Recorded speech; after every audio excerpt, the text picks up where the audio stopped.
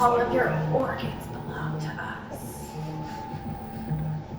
Thank you everyone for coming along to our panel Nerdrunner, Cyberpunk in Tabletop Gaming. Before we begin, I'd just like to acknowledge the traditional owners of the land on where we meet today, the Matijevic tribe of the Kulin Alliance, who lived here before the white colonizers arrived, and like everyone that, sovereignty was never ceded, and this always was and always will be Aboriginal land. We're going to do, I'm going to just introduce, I'm the moderator today, Steve Dee from Tin Star Games, but I'm going to be mostly quiet. I'm just going to do a quick introduction of our guests, and then they're going to take us through some slides. And that's how you can find us all on Twitter. If you've got any questions that you want to save for later, we're going to do some questions at the end, but if you've got an idea or a question or a comment, I believe the hashtag is CyberPAX. Yes. Hashtag CyberPAX for photos, comments, anything you want. There's 3 questions too, CyberPAX, thank you. All right, so on the far right we have Adrian Thoen. He and pronouns, he is a tabletop RPG designer. He designed Impulse Drive, a space opera RPG about mysteries and spaceships powered by the apocalypse. Impulse Drive was successfully kickstarted in October 2018, was fulfilled and published in 2019. Adrian has released several small-scale projects, including I Walk Alone, a 2-page RPG for 1 player, in the role of a lonely mech pilot and an audience as a desolate and melancholy setting. Sorry. You can find him at Matijevic on Twitter and Twitch. Then we have Paul, also known as Evan, Paul Matijevic. I'm not going to pronounce your last name. Sorry, it's been too long a weekend. He's a freelance writer, game designer from Weird Age Games. He's the setting writer and editor of Hardwired Island, a Cyberpunk RPG, which was funded last June on Kickstarter, and it has other works including Breakfast Cult, 2 Peeps in a Seat, Retro Causality, and Oh Game, Bigfoot Stole My Car was my friend's birthday present. So. Next we have the power couple of Australian role-playing design. We have Melody Watson, who is an editor, writer, game designer, and cyber smart poet. Yeah? I'll send you some poems later. She's still trying to figure out how to plug RPGs directly into her brain. With wires like in The Matrix. She wrote LAIKA, a solo game about sending a dog into space, and contributed games like Hack the Planet, Free Spacer, and is currently editing Lancer, the mech RPG by the artist behind the webcomic Kill 6 Billion Demons, which also did just bonanza numbers on Kickstarter. Then we have Dana Cameron. She is a medical research assistant by day, a freelance game designer by night. And also by day. Too old to stay up anymore. Dana is a immigrant Kiwi in training. She's written they've written 2 TTRPG Cyberpunk cat settings, one for the Sprawl and one for the Veil. They co-designed the Anyway Dinosaur Princesses, and also infamous for successfully kickstarting the entirely unplayable RPG Cats and Cats. I'm going to give it a damn good shot. You have to be very dedicated. Fantastic. And last we have Hamish, who indeed also created the Sprawl, the Cyberpunk RPG. He is a game studies scholar at Victoria University of Wellington, a game designer and publisher through the company Ardens Ludaire. He's best known for the Sprawl, a powered by the Apocalypse game of mission-based cyberpunk action, which has now been translated to several languages. He's also written for The Veil and Headspace, and his other projects include the Emmy Award-winning Dinosaur Princesses, a game of friendship and cooperation for all ages. Cranophagia, a science fiction game of power, cannibalism, and protein body transformation, and a forthcoming revision take on the Bond-style spy narrative, which is certainly a big part of Cyberpunk as well. So that's how you can find us all. That's our 5-star panel, the greatest minds in Cyberpunk RPG in Australia. That's true. Yeah. And we'll throw to Paul. I think he's going to start us off with his slides. Yeah. They looked at these and they said, yeah, let's put this up. Right. All right. Are we just talking? Yeah, we're just talking about settings. So I guess, these are some very common cyberpunk media things out there. Yeah. The question is, how much of them are just the setting and how much of the content is actually cyberpunk? Yeah. What is the definition of cyberpunk? Do we have one? Let's not. Genres are subjective. Woo, let's go. Is this cyber? Do we have to be gaming wires into our heads? No. So I guess the breakdown for me is there's the aesthetics of cyberpunk, which is like the cool trench coats, the pink hair, the pink mohawks, and like all of the cool technology and everything that you sort of have in. And then there's the themes of cyberpunk, which is often about how technology shapes society and how those in power use it to keep those without power as basically people that they can use as a resource. So yeah, a good cyberpunk game does both. Yeah, all right. Dang, this has been tossed to me. Okay, let's see. I think I would go with like Mike Pondsmith's definition of cyberpunk, which is high tech, low life. You know, like lots of technology transforming society, and everybody sucks, I guess. There's also, this is something I've discovered recently, but who here has read Neuromancer? Yeah, great. Turns out you've also read like most Cyberpunk tabletop role-playing games. Like Shadowrun is Neuromancer with elves, and like Cyberpunk 2077 is Neuromancer without elves, I think. Yeah, and there's so many, like, there's less recently, but in the history of, like, role-playing games, there are so many Cyberpunk role-playing games, and I was reading a couple of articles recently about the history of them, and they all sound basically the same, and they all have names that are, like, Cyberpunk, Punk Cyber, Cypunk, you know? Yeah, I left a lot of those off this list. I'm sorry. No. There's more, Google them. I'm old enough to remember when they all just came out in a row, and it was basically, you went to a convention and there were three types of games. There was basically science fiction, fantasy, and cyberpunk. Yeah. Well, I mean, it's like, it was part of the, I feel like it was part of the emergence of these cyberpunk games was part of the, like, kind of maybe second or third wave of, like, role-playing games. You know, the first wave is, like, we've got your fantasy adventures, you know, maybe your science fiction, like, traveler, you know, space opera kind of stuff, really old school kind of stuff. And then in, like, the early 90s, people were like, yeah, I don't know about like going into dungeons, or at least not the kind that have like monsters in them. You know, swords, Conan the Barbarian, space, that's all right, I guess. But like, you know, the 90s, shit sucks, the world sucks, global politics sucks, businesses suck. Let's have something a bit more relevant. And so you have this like reaction of like games that are at least call themselves punk, like, you know, World of Darkness, vampires, goth punk kind of stuff. You've got, like, suddenly, like, all of these cyberpunk games start getting made in, like, the early 90s. Because people want, like, some kind of political engagement in their games. I mean, yeah, cyberpunk is inherently political, first to say. But yeah, so I think coming out of that, why it's become more relevant over time and kind of went into what makes cyberpunk is, I think, of invasive technology, and not necessarily, but everywhere, it's omnipresent, and invasive corporations having more and more access to our lives. And that's something that I think cyberpunk is always kind of talked about, but as we were saying, is this cyberpunk present? But then also trying to fight against it, like recognizing it and trying to subvert it in certain ways. I think to be cyberpunk, to have that punk side, you have to be trying to subvert it either actively or passively in some way. If you would compare the two time periods with like late 80s, early 90s to now, the biggest parallel that would jump out is complete global financial collapse. Yeah. So that seems to be the principal driver of interest in the cyberpunk genre. Would you agree? Yeah, I was just going to add to that about what Melody said. All of those games coming out in the early 90s, Cyberpunk was sort of the first wave of those, because Cyberpunk 2013, as we call it now, or the first Cyberpunk in like Pondsmith's line was like 1987, or no, was it 88? I forget. It was one of those, and then Shadowrun came out in 89, so that was sort of like right before World of Darkness, in that very first wave, really, and really only 4 years after Neuromancer came out, which was 1995. It all happened real quickly. Yeah, in terms of like a turnaround from a literary movement, if you want to talk about that like that, to a whole game genre that became one of the major game genres in role-playing. That's like straight away, basically. So it really got grabbed onto.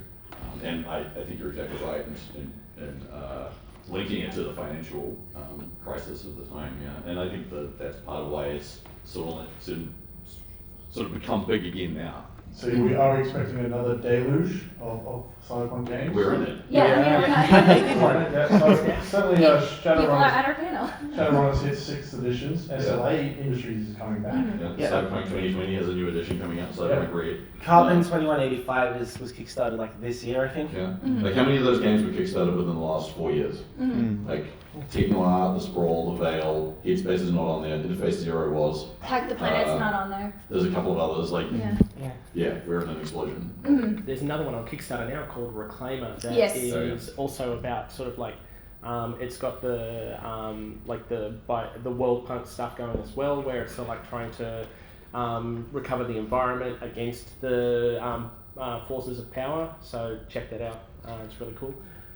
It's definitely in the front of a lot of people's minds, and definitely a lot of the minds of designers, because we take a critical eye to everything we see, which includes the society that we live in.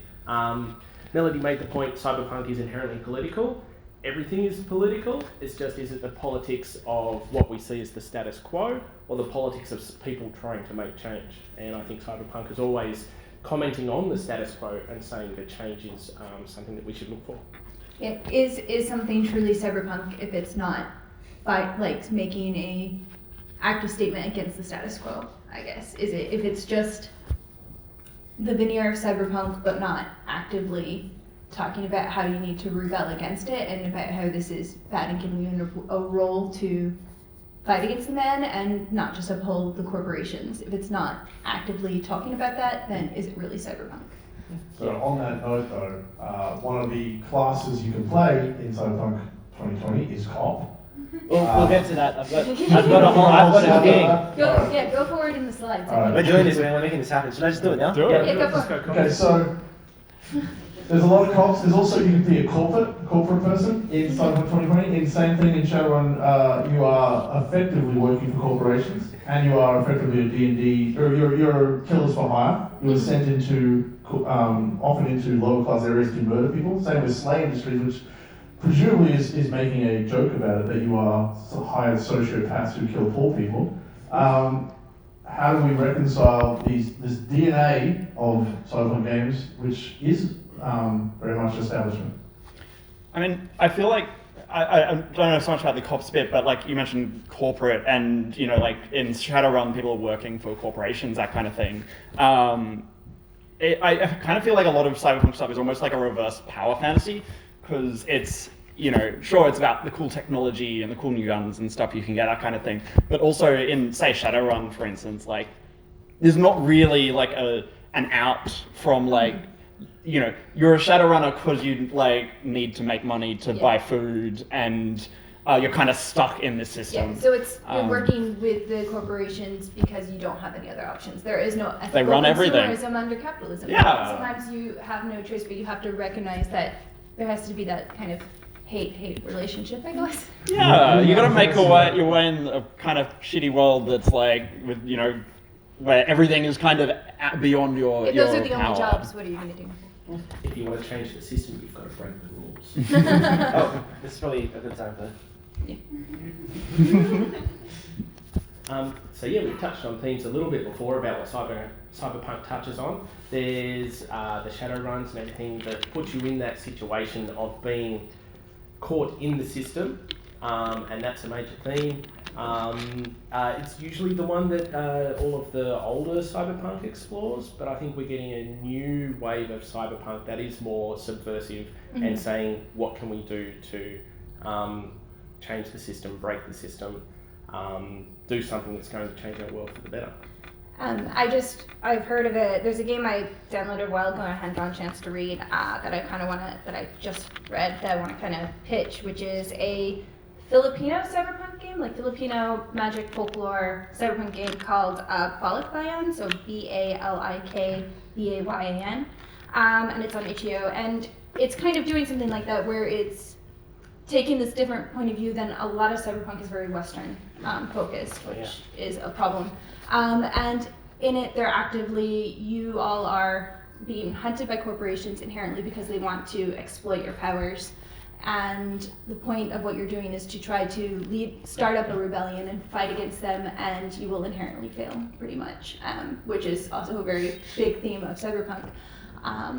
And so kind of seeing how that works, and I think it's really interesting to see someone playing with those themes and from a different perspective than what a lot of the current games are. So I recommend checking that out. Yeah, there's like a kind of a new wave like games that are kind of exactly. responding to that old Yeah. stuff. So there's another game called In Which We Live and Breed, which is very much along the lines of Shadowrun in that it's like a cyber fantasy kind of thing. You've got wizards and also cyborgs and that kind of stuff. And you're in a very similar position to Shadowrun characters in that you're, doing gigs for corporations or whatever, but instead of it being about that kind of just that grind and that cycle, it's more about your position within a community and kind of, when you have the opportunity and have the finances and actually what you can do to help your community and support it and develop it and that kind of thing, beyond and outside that like grind. And that's important for a skill for all of us to learn. So that's the nice thing about role-playing games is you learn things that you can utilize in your real life. Would you say that you could characterize the modern resurgence of Cyberpunk has a more positive element to it? Is that sense of the new generation, which I've heard called word for it. Cyberpunk? Hope punk, that's it, yeah. Or meta-modernism, where there's a sense of we really do want to believe in things. We're not going to be just like Gen X and go, Yeah. Is there room for that? I think so. Like a lot of like the really early Cyberpunk, like before Gibson, for example, like there was a lot more, heroes and villains fighting each other, that kind of thing. And then Gibson made it like this noir thing, and like then you have stuff like Blade Runner, which is basically just you're on the run. You're going to be on the run for the rest of your life. You can't really do anything about it. The forces in power, like the corporations, they're like pervasive, and they are more or less you can't do anything about them. But these days, if I want that shit, there is an Amazon booth in the expo hall. So I think these days there's a bit more room to explore, like just other things, like if people can work together to kind of overcome this stuff, like make some change. I think that's the kind of thing we'd like to explore. And is that kind of stuff in Hard White Island? Yeah, like a lot, extremely. Cool. Yeah, I was actually, as an older player, I was struck by this is really hopeful. I feel weird. I grew up in the 90s where we hated everything and we were just depressed. My stuff is not hopeful. Okay, good. I don't believe that there is any hope. So my stuff reflects that. So yeah, we'll just tell you now, there's no hope. That's the takeaway of it. But I think the common theme in most of the games that we're seeing coming out is this sort of let's explore how we can actually do change while living in this kind of cyberpunk future, or cyberpunk future present, I guess. And also, like, if if you're not in a position where you can like overthrow a whole society or whatever, it doesn't mean everything possible is terrible forever. People still find ways to live, and find connections with people and that kind of stuff. So yeah, like even in the more depressing Cyberpunk, not really the moral, but one of the themes was basically you can't save the world, but you can save yourself, which is something, I guess. Mm-hmm. And it's not explicitly cyberpunk, but games like Avery Alder's Dream Askew, where it's about building a community within a terrible system that basically wants to crush you down. But you can sort of like move a little bit outside of that, or find your own little corner of it, and then build a positive community that supports each other and stuff like that. So it's not just we have to like smash the system. We can like make our own examples of how we can work together as people outside of the system, but still be positive. On that note, there's a lot of political movements going on at the moment and trying to change the world, and that always raises the question of if you adopt a violent position, are you inherently part of the system, or at least part of the man? How do you address that in role-playing games where action and adventure and punching people tends to be the main thing? Have we any cyberpunk games that are entirely about hugging? There's a game that is not out yet, but I know someone who's developing it. It's called InSync, RSync? Sync. Oh, just sync. Just sync Pure by American Pure sync. American. Yeah, and in it there are no violent actions. Fantastic. It's literally about, in some ways like Avery's, but a bit different, where you are building your community and through building community and connections, finding ways to rebel without violence to a certain degree within the system while still subverting it. So not all of them are shooty. So the Sprawl is old school and kind of shooty. But one way that I kind of address this question in the rules, and this is one of those things that is maybe not necessarily explicit, but once you've played it a few times, you'll work it out. That often the violent way is the most dangerous and the least effective, right? The most effective way is usually not to go and shooting, or to start shooting at any point, right? Or to do anything like that. And also, it's powered by the apocalypse, and the way that powered by the apocalypse work is it's sort of more conflict resolution and task resolution. That is to say, it decenters individual action like I shoot the guard, and centers do I gain control of this situation, right? So it decenters the acts of violence, centers what you actually want out of it from a sort of tactical sense, and then that means that the whole thing is smaller and is less of a focus of the game and is less of a focus of the rules. So you can draw a focus, you can have the action adventure thing and draw a focus away from the violence and away from the kind of sociopathic parts and towards okay, we want some action beats because maybe that's the kind of narrative we want to tell. And then allow the other things to fill up the rest of the space. Yeah. I mean, I think that's a good question, is how have any of your other games mechanically supported cyberpunk themes or ways of functioning within the cyberpunk world? Alright, so my one, Hardwired Island, it also kind of desenses violence, partly because it's set in space. And the thing about space stations is they really don't like it when you bring stuff that can punch a hole in the walls. That is bad. Does that ever actually dissuade characters from doing it though? Players from doing it? You can. Long story short, there are cops and there are Americans in space, so there are guns. Mostly handguns, and also apply for an arms license and don't let the police see it, probably. But the main, I guess, the main thing we're doing mechanically is like the gear system, kind of. It's not really a gear system, it's sort of a wealth system, and it's not really a wealth system, it's a debt system. You get a number that represents your financial burdens, like how much, like your rent and all of the other stuff that you have to deal with, and that can go up and down during the course of play. It goes down if you don't really manage to affect any good change. And in between like missions and adventures, you basically roll to see if you still have your apartment. Yeah. Would you like to play again? It's when you lose highly your house? relatable. Speaking of Hope Punk, How do you deal with the fact that sometimes players are going to at least fight against that or try to ignore it? Like the wealth thing? No, I mean... Because we've got stealing. Yes, themes and violence and guns. Like some people just always want to go and just kill monsters. yeah, I think it's important to point out that there are lots of different types of violence in the way that what it's intended to do. And there's a type of violence, defensive violence, which is when there is someone who wants to either use their own violence or the violence of a system to oppress someone else. And if you stand up against that oppression and you have to resort to violence, that's a defensive kind of violence. That's, you know, not allowing those elements that can cause society to go down a darker path to have any say or space, and trying to keep things safer. So aiming your campaigns towards going, here is a very clear bad, and not necessarily bad guy or bad guys, but a bad movement that can affect, you know, the direction that everything goes in. And most Cyberpunk has already gone down that path of, like, you know, we're already in the worst timeline, 2019. Yeah, like giving players opportunities when they have those tools to use those tools in a positive, defensive, constructive manner. Give them things to protect, or put the things that they love in peril.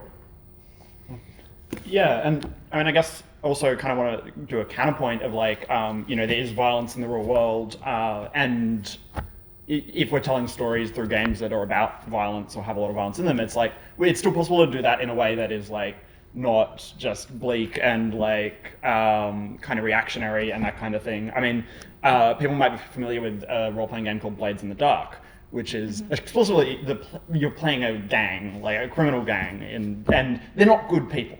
Like they're not heroes. They're people who do shitty things, that kind of thing. And there are various cyberpunk hacks of that game, and it's possible to like kind of use that as a way to examine this stuff without saying, okay, no, you're not going to do violence. Like Hack the Planet is a game about it's kind of like an a climate change cyberpunk game that's based on Blades in the Dark, and you play like various different types of gang, and so I wrote one of the groups for it, which is essentially a group of revolutionaries, and they have ideals and they're trying to do something that they think is good, but they're not good people, and they're also not separate from the systems that are going on around them. They're going around committing violence, but some of the things they can get, they get bonuses for being supported by like one of the big factions that secretly runs things behind the scenes, that kind of thing. The characters are doing some shitty stuff, but it's not endorsement. Speaking of endorsement, in this sense, we have a question on the Twitter.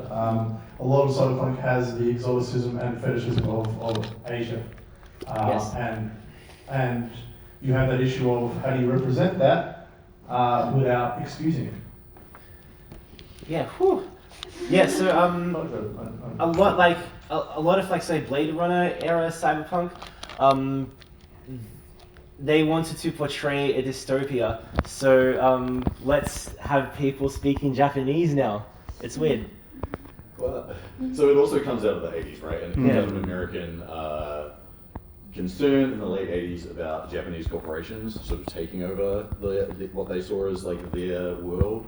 And so you can see this in a lot of the corporation names in, say, Neuromancer, right? There's a lot of Japanese names there. They call them the Zaibatsus. Literally starts in Tokyo, doesn't back to like World War II era industrial conglomerates.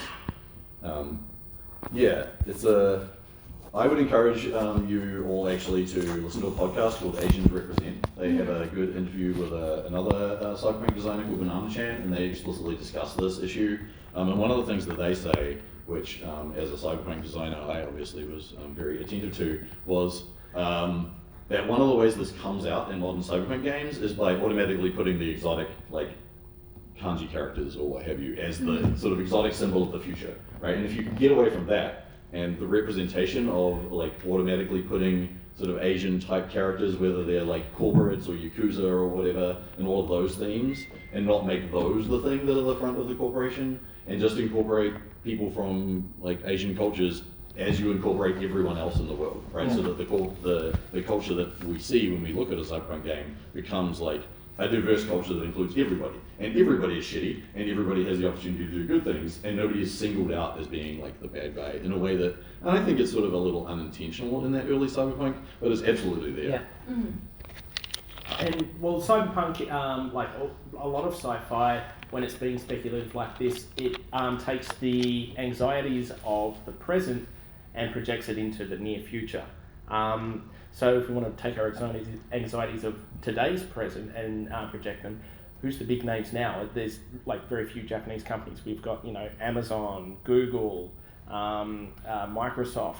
All of these big names don't necessarily have that coding locked into them. So if you're looking for a big bad guy, just look at the back of your phone. When I was starting to run Sprawl, I was running all these playtests, and in the Sprawl, the players make up the corporations.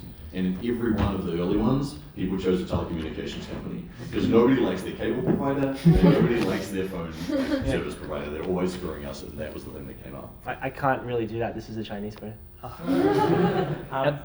I watched a stream of the Sprawl, and one of their companies was a conglomerate, Disney Bezos.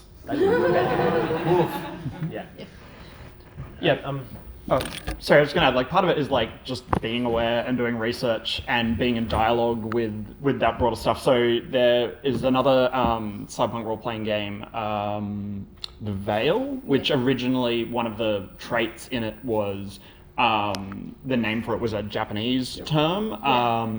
That it didn't really actually need to be that.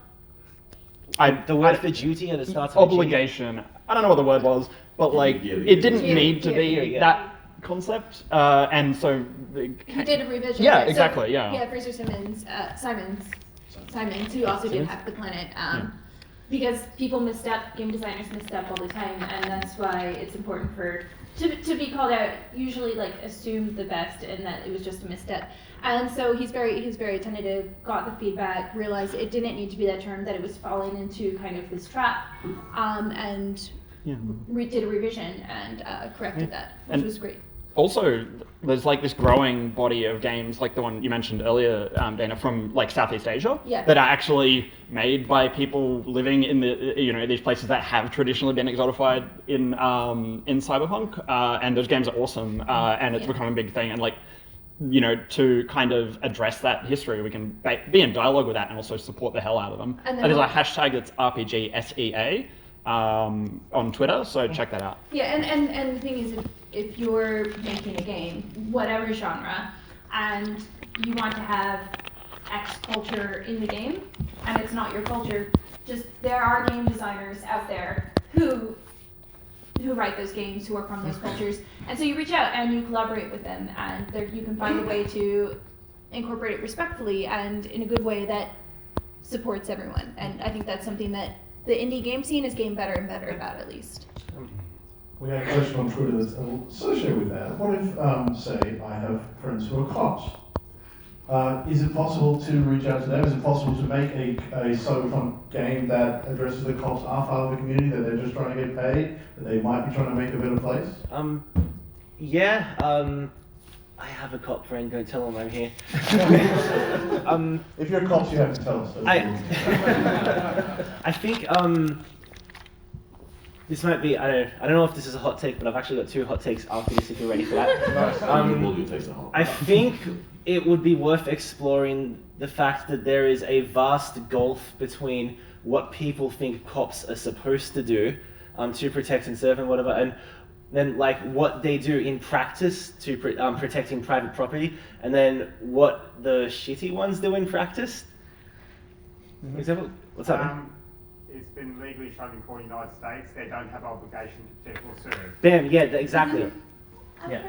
On the police thing, I was thinking about this a little bit in advance of this. I think one of the things, like you're right that there are a lot of cops in Cyberpunk, and it is a little bit unusual. But I think one of the things that Cyberpunk is really about are the structures of society. And if you want to shine a light on the structures of society, then having a protagonist, and I think this most often happens in anime actually, where the cops are the protagonist, but also in Blade Runner, where you can shine a light on the things if you show somebody in that position of power and the things that happen around them. And I mean, Deckard is interesting, like kind of a cop, but a rental cop. He's a bounty hunter. He's not an official policeman. He's somebody in the gig economy working for the police. And he's not the main character of Blade Runner. Roy Batty is the main character of Blade Runner. So he's just this bumbling guy who shows us Roy Batty's situation. And you can show the conflict that the cop character's in. I think Psychopath does a really good job of that, where her name's escaping me, but she's the primary cop, and she's believes in the system while also understanding it's inherently flawed, but can't think of a better one at the moment, but is trying to find a way to create a better system or discover a better system and try to make the world a better place as much as she can within the system that she's stuck within. So I think that's a way to explore the cop theme, I think. Yeah, Psychopath is kind of interesting to me. It's the basic premise of the anime is because of technology, I'm just going to skim that, everybody basically gets a number assigned to them that is how likely they are to commit a crime. Yeah. And as the number goes up, you are also more likely to be brought in by the police, who also employ people with the really high numbers because they're like, okay, yeah, you know what, fuck it, let's just bring them on board. Then there's like interesting stuff there. One of the episodes is about a guy where he basically gets assigned a higher number because the only reason he is not committing crimes is because he is afraid of getting a higher number, and then they just give him the number, and he's just like, okay, you know what? Fuck you, I'm doing this. I mean, probably the other point on the cops being compromised thing is the old adage ACAB, all cops are bad. All cats are beautiful. They are. It's not necessarily saying your uncle who's a cop is a bad person. It's more saying this institution of power is used to enforce and subjugate in this particular way, and it's very hard for someone to exist morally in that system without becoming somehow compromised, either because there's bad apples that spoil the whole bunch and you're forced to cover for them, or just the things that the system is asking you to do is going to put pressure on the most vulnerable people in society. So Cyberpunk Cops is all about, as Hamish said, how does being inside the system show you the flaws of the system, and what does your protagonist character decide to do when they are faced with those flaws and cannot look away from them? Also, it's like totally possible to make a tabletop game that looks at like all that stuff that we've just been discussing about, like looks at how you are compromised within that institution and the issues of that institution. I don't think, as far as I know, that game doesn't exist yet, but like that could, you know, that game could exist. You would need to design the game to do that. Whoever asks the question should write the game. Anyone can write a game. Off you go, guys. You've got your job. Because like if the rules of the game are just here's some guns, go shoot some people, like it's not really going to examine that stuff, and that's fine if that's what you want to do. If you want to just go shoot some things, but if you do want a game that actually examines a specific thing, the actual mechanics, the structure of the game itself needs to actually provide like a reason to do that. Okay, so I was going to ask you if I could do my two hot takes, because one of them is going to segue into the character slide that I've been skimming over. But, okay, so the first one is it's sort of touching on the cops and also like the other stuff that we've been talking about with Orientalism and all that. And recent Cyberpunk is good because it is diverse, it is queer, it is like all of that good stuff. Especially because like a lot of early Cyberpunk is not as, I guess, progressive as some people think it is, kind of. I mean, we talked about William Gibson and Orientalism a little bit there. There is also, I'm going to apologize to everyone who just came here for games, but there is an academic paper from by Nicole and Nixon in 1992 called Cyberpunk, Preparing the Ground for Revolution or Keeping the Boys Satisfied, that talks a lot about the fact that like a lot of early Cyberpunk characters are basically libertarian cowboys. And does anyone have anything to add to that first? It's a really good article. Yeah. I'll tweet it out later. Yeah. Because it's available online. All right, so my second hot take is Untitled Goose Game is Cyberpunk. You know, like I said, high tech, low life. A horrible goose is low life, and to a goose, Everything is high tech. Yeah, and also technically you're breaking a system. It's the untraumatized children is not a good system to break. It's definitely punk, but is it cyberpunk? I guess that's the question. I mean, yeah, the goose is disrupting systems. He's breaking. They are breaking people out of their routine. These characters are stuck in their loop. They're like AI, stuck in their loop. The goose comes in, disrupts that system, moves things around, and they behave differently. Whether or not it's a good thing, I cannot make judgment, but I do love the whole. My concern with this kind of question and like probing the borders of a genre is super fun and interesting. But for me, if you call the Untitled Goose Game, which is a title, Cyberpunk, you've just expanded the bounds of the genre to anything that disrupts things, and I don't know if at that point the label becomes useful. And that's what I'm saying, it's punk, but I wouldn't necessarily say it's cyberpunk. So the guy who came up with the name Cyberpunk, Bruce Bethgate, is being quoted in an interview as saying that he just came up with a bunch of techno words and a bunch of words for rebellious, no good kids, and mashed them around until something good came up.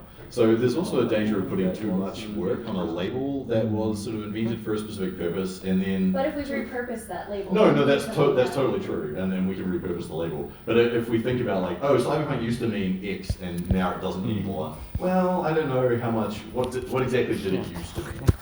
We've got some hands. Do you want The person in the back had their hand up first. I'm sorry. You. With the cool outfit. Yes.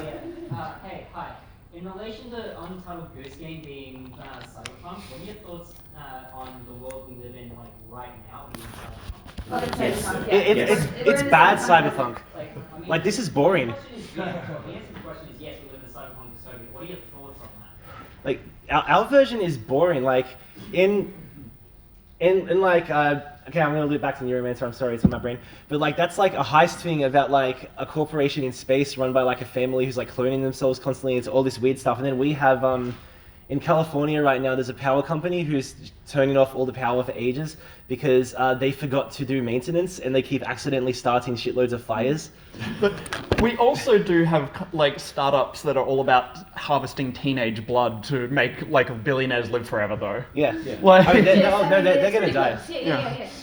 like, and The only thing we're lacking is the cyber. So it's like we weren't actually, people of our generation weren't actually promised jetpacks, we were promised neural interfaces, and we don't have them. But they're working on them. There They are are. chips that you can put on a brain that allow people to, move cursors on a screen. They're working on contact lenses that project LED screens. Like it is in progress. We're just in the early stages, so we don't have the cool shit. We just have the corporations grinding us down into hopelessness, and there's no escape, and the world is horrible for forever. I guess the other thing though But they're is cats. like for the people who we portray in like cyberpunk role-playing games are not like us generally. Like it's Shadowrun, for instance, there's magic and stuff there, but also most people just go to work and then they go home and then they go to work again. Like life, like cyberpunk worlds are boring and mundane in like the majority of it. Like There are always those people in Cyberpunk who aren't the characters you're playing, who are the wage slaves, and we all recognize that most of us are those characters, which is why we want to play the other ones, because games are about escapism. Like They're how cool about- are these people? Yeah. like we can be that in our world. Like there was a guy on Twitter named Piss Pig Granddaddy who went to fight in Syria, like just because he felt like it, you know? Yeah, I mean, Like, that there's- guy's great. Yeah. I mean, there's Antifa, which I think is kind of the closest you get in the real world at the moment, in terms of at least within the United States, cyberpunks. And speaking of Antifa, like they're coming up with different ways to break facial recognition technology. There's the wearing the masks. There's people who being a have juggalo. unique makeup where they put the eyes where they shouldn't be. There's in Hong Kong, the folks who are like projecting like random facial images onto their face with like projectors off of their head. Cyberpunk is fuck. Yeah. So cyberpunk is now. I'd also argue that we're all sort of kind of cyborgs. We've got this little device here that we can use to my get the memory's in information we need. I'm recording our voices right now, so I've got a perfect recollection of this panel. So yeah, we're all cyborgs in some fashion or another, and there's definitely punks out there that are doing the cyber thing. Are you encouraging all these people to go and join the local Antifa and start smashing shit? Yes. I mean, Yes, but there's also anti-fascist action that is not necessarily punching Nazis. it's true. I just want to add, like, historically, non-violent forms of protest tend to work very well when paired with violent forms of protest. Like, Adrian, would you like to give me $1,000? I would love to. Okay, what if you didn't, I burn your house down? I guess I really have to. Okay, there you go. I would say, civil disobedience. I think it doesn't necessarily have to be inherently violent. It's still subversive, and it breaks the routine. I think that's really where it's at. We have a question here. I was going to raise this question, like how relevant is cyber to cyberpunk? Because you were talking about civil disobedience, that's just punk. So. Well, I'm just going to say one of the ways in which, within the cyberpunk genre nowadays, people are ground down and controlled and given no hope and taken advantage of is through technology. It's invasive, pervasive, it's everywhere. It gives the corporations ways to literally, in some things, control your brain. You have cortex problems, you have to do what they tell you to do. And finding ways to subvert technology and use the technology against the corporations, that's kind of, and since it is set in a futuristic society where there's a lot of technology. So I would say that it's around taking what's there and repurposing it for new ways in which to fight against the man. We have some questions. I see you're up there, but I also have some questions from the Twitter feed. Questions? So on that issue of alienation, cyberpunk characters are often characterized as being marginalized and alienated and loners. How do you reconcile that with the fact that almost all RPGs have to be groups working together? They don't have to work well. And it's more interesting as a game a lot of the time if they don't. There's usually double crossing. So I've run 4 games of the Sprawl this weekend. Was anyone here in them? No, okay, they all turned into double crosses, mostly at the instigation of the players, because there's a lot of player choice in the Sprawl. Yeah, so you can definitely have that. But in the Sprawl, everybody has a professional relationship, and it doesn't say anything about their like friendship relationship. So they essentially are kind of all like individuals who could be loners, but you can make that work in a game design. Yeah, I think what's common sometimes happens within the Sprawl links is everyone knows each other professionally. You might have done a job with this person, that person, and maybe in this one job that was done, you two were on different sides of the table, so you know that they're really good at hacking because they fucked up your shit. But now, for whatever reason, for this job, you're having to work together. And so there are ways to go around that and have those conflicts while still being able to have a cohesive party that actually works together, at least for the most part. Also, being isolated doesn't necessarily mean being alone. Like, Sure. you can be alienated from society and still have like a small group of people or like your own community, that kind of thing. So, maybe the characters like all have some shared reason to be together. Maybe that's their professionals working together. Maybe they have like a shared ideal. They're cats. They might be cats. The Sprawl again is based on it's pretty heavily based on the works of Gibson, and in all of those early cyberpunk works, yeah, they're all loners. That's where the stereotype of them being sort of loners comes from. But they are all working with other people. Like Case does the whole plot of Neuromancer, the Stray Light gig, with like his handler, whose name is eluding me right now, with Molly Millions. There's a couple of other characters in there. Like, there's all these people who have these relationships, but through it all, essentially, he is kind of a lonely figure, right? He's not alone, but he is lonely. Yeah, like, and he who are the religious guys in space? I forget. But he basically works The Rastafarian one? he basically works with people he just met, and they like work together really well, and they basically save him. Because they're all professionals. I mean, and I think part of the reason why this theme comes out in Cyberpunk is that the idea that technology both isolates us, but also gives us newfound communities.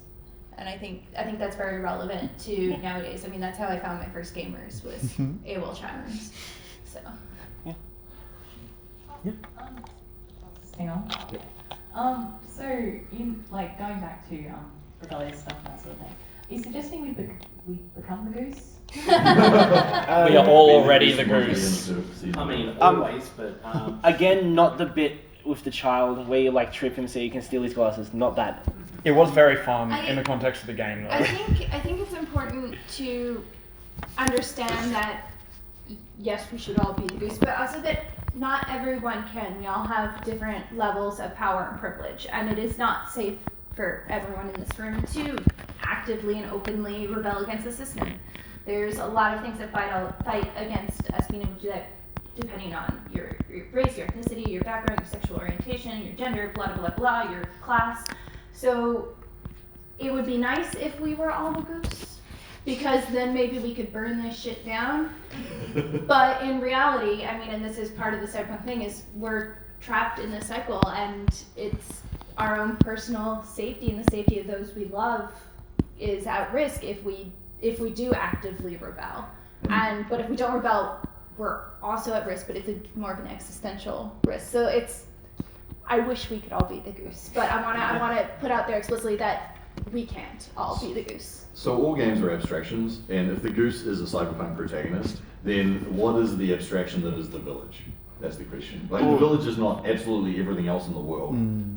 So yeah, don't steal the kid's glasses if the kid is like a kid. But if the kid represents If the kid's a cop. Yeah, if the kid represents an oppressive system, if the village is an oppressive system, then we can be the goose against the oppressive system. But identify what the abstractions are in the analogy. Yes. And disruption and doesn't always have to be, as we said, combative. It can be compassionate. It's as simple as, sort of like you walk past, someone who's living on the streets having a hard time, or you stop and you have a chat with them, see if there's anything you can help with. Even a small moment like that can help someone feel more human, less isolated, less alone than they did, 5 minutes ago. And it's a small act. It's not going to change the world, but it might change someone's day. On that, if you see the workers around the con, the custodians and whatnot, say thank you. Like, they shouldn't just be the invisible people around. It means a lot. We've all worked those shit jobs, and it's important. thank your enforcers, because the enforcers are awesome, and we wouldn't be here today if it wasn't for them. Oh, and they get paid now. Yeah, which is Oh, good. good. Pay Kindness is people. punk as fuck, as they say. Yes. We see in your questions on Twitter as well. We're trying to get to as many as we can. We'll also get you guys to answer those questions on Twitter later. Yes. But we've got some ones in person first. Oh, hi, thanks guys. I've got two questions which are closely related about writing cyberpunk TRPGs. So the first one is, as an author, how do you decide what technology to include and what technology to implicitly exclude to reinforce the messages that you're trying to tell in your GM? So an example is using stats to talk about what the human identity, or using mind reading to explore privacy or personal thought. The related question to that is then, once you've written that work, how do you guide the GM in trying to realize those thoughts and work within the world that you're wanting them to work within? Because of course everything that we use as players and then play with is guided through the GM, and the intent of the author can get lost. I'm gonna jump in super Yeah, quick. One thing I did mechanically, so I wrote Cyber Kittens, which is a kind of character setting thing for the Sprawl. It's more of a playbook overlay where you're playing a thing that was a cat that has had an AI shoved into its brain as an experiment to try to create real AI that actually thinks. And so in Powered by the Apocalypse, you have a certain number of stats that you have skill sets in. When you're a once cat, one of those is permanently crossed off because they hacked out a piece of your brain in order to have the technology to plug in. So mechanically, you're having the technology have had a serious effect on not only the theme of the character and the backstory of the character, but is having a mechanical effect that you will never be able to really ignore within the game. So the thing that I wanted to bring up is some cyberpunk systems, you probably know some, they have like a system for cybernetics where they don't want people to just turn themselves into giant metal tanks. So what they do is they basically say the more they have like a humanity stat or something like that, and like the more cyberware you have, the less human you get until you just go woo crazy. Don't do that. Yeah. Yeah. We have a question on the Twitter about how do you deal with that sort of technology and ableism? Yeah, don't do that. One thing I think is worth keeping in mind is that cyborg characters are disabled characters. Like you've got prosthetics. They're very fancy, but they are prosthetics. I just have a quick response to that, your question about design. I think two things. First of all, be really clear with yourself about what the themes of your game are, and then design the tech to go with the themes and support the themes. Second of all, writing that advice to tell the GM how to play the game is the hardest thing about writing a role-playing game. So there's not like a shortcut for that, but get an editor. Like have an editor who is an outside person who can read it and say, is this what you're really trying to say? Playtest sensibility. Playtest sensibility with other people. But yeah, that editor relationship is definitely something that helps there. Yeah. And the other thing with that kind of system is that it's of the humanity system is that often the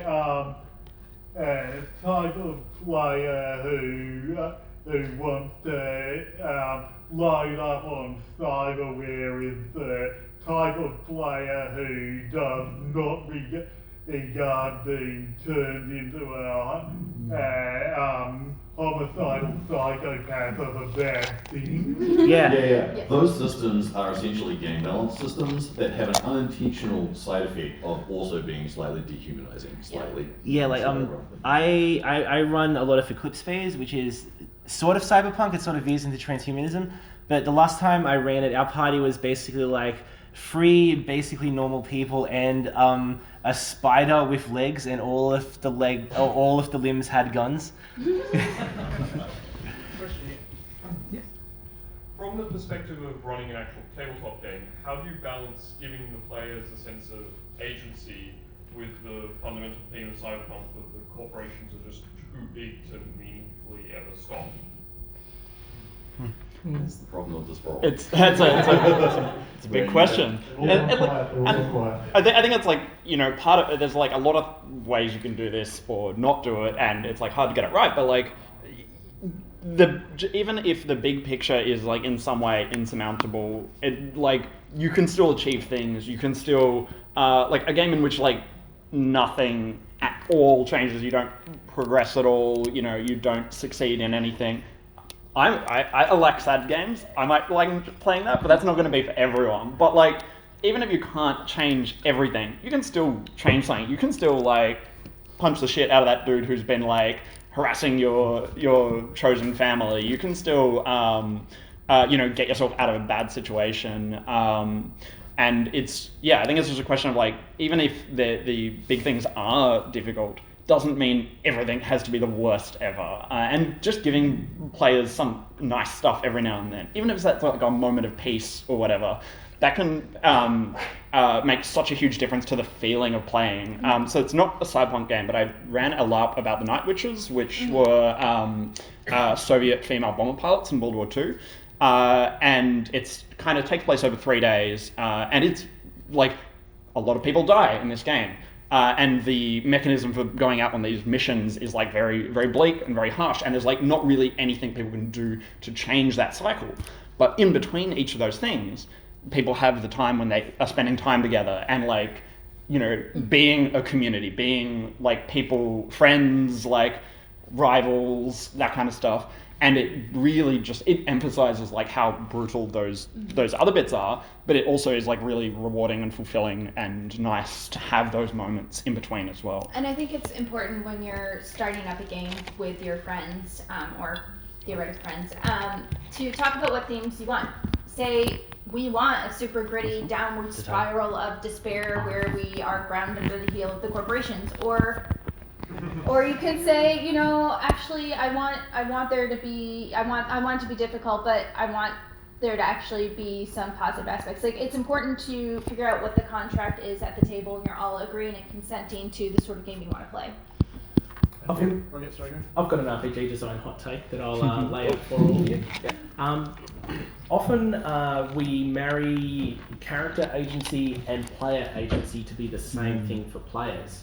But we can always take a step back as the player and the GM and go and give the player choices about the troubles that the character has when bad things happen. That gives the player that activity. Their turn hasn't stopped. They're still doing things. They're making choices. They're having to think hard. But bad things are happening to the character. The character keeps going.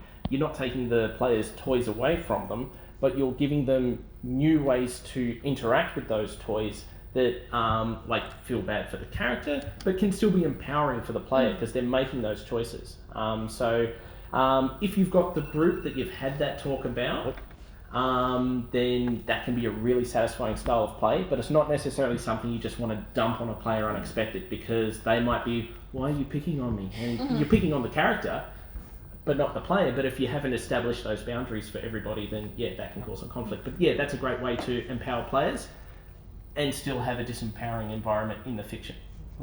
Consent is punk as fuck. That is all that time, I'm afraid, ladies and gentlemen. I know you had more questions. One more slide. One more slide? Alright. Video game workers should always... Unions are punk.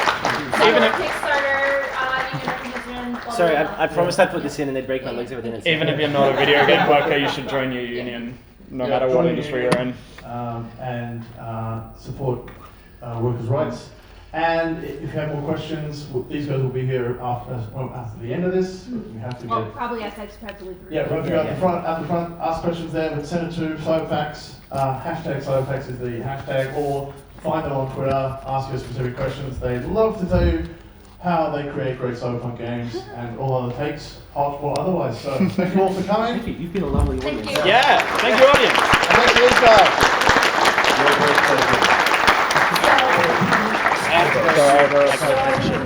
Cybercats.